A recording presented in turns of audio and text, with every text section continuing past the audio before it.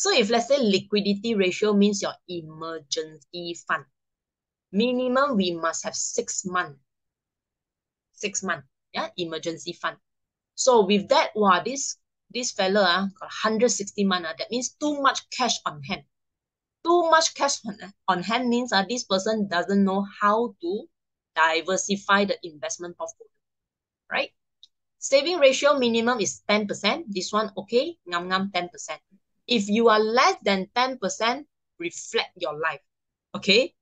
Current ratio, that means if you owe people 1 ringgit, how much you have in your pocket.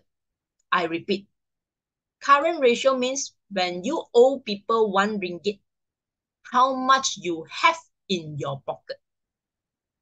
So if let's say you clear your credit card debt every month, actually this ratio is not valid for you because you don't have current liability. Yeah. Debt payment ratio is, wow, you have a lot of income, but how much of the income is used to pay up the loan, pay bank?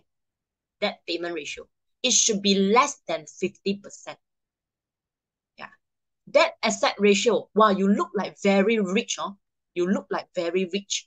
You have Rolex, you have BMW, you stay in bungalow.